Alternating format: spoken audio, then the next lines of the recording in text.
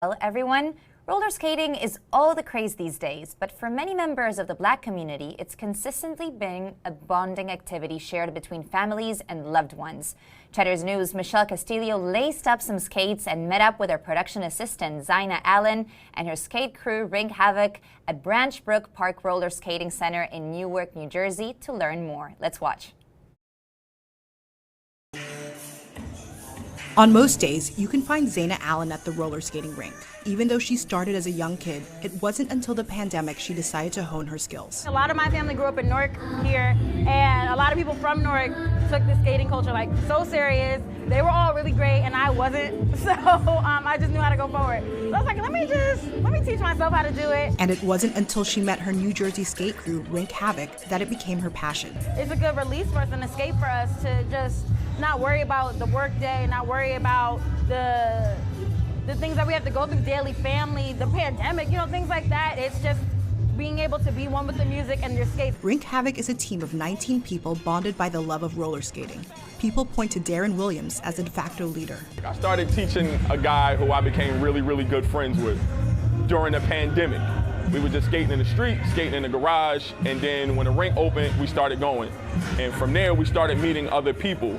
And because I teach, my nature is just to help. Williams learned to skate from his parents and is passing those lessons down. They grew up roller skating, 70s, 80s.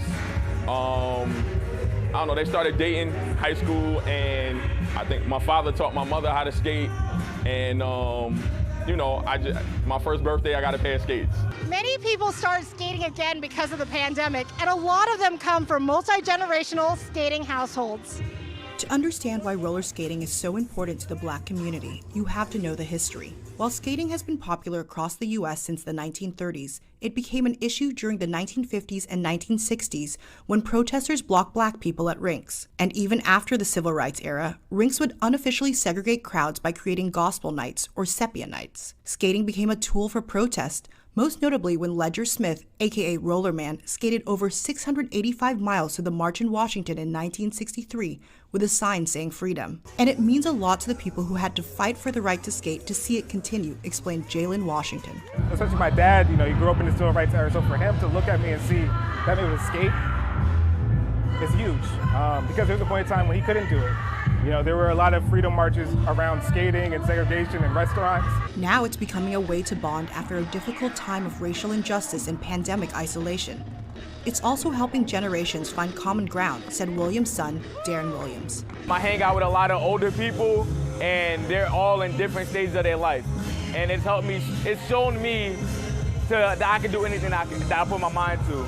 A lot of people don't have that, and to have that, it helps a lot. He's the youngest of Rink Havoc at 20. He's been on skates since he was 10 months old, thanks to his dad. Even though I am my own skater, he is the reason why I skate and why I love it so much. So I actually do admire him a lot. He thinks there's lessons that everyone can learn if they lace up a pair of skates. A lot of people don't think skating is cool, but once you get into it, you're going to enjoy it. And I feel like skating is something that's going to help you a lot in life because it shows you a different perspective. For Cheddar News, I'm Michelle Castillo. I love that. I also want to join them one day. Okay, special thanks to Rink Havoc for skating with us.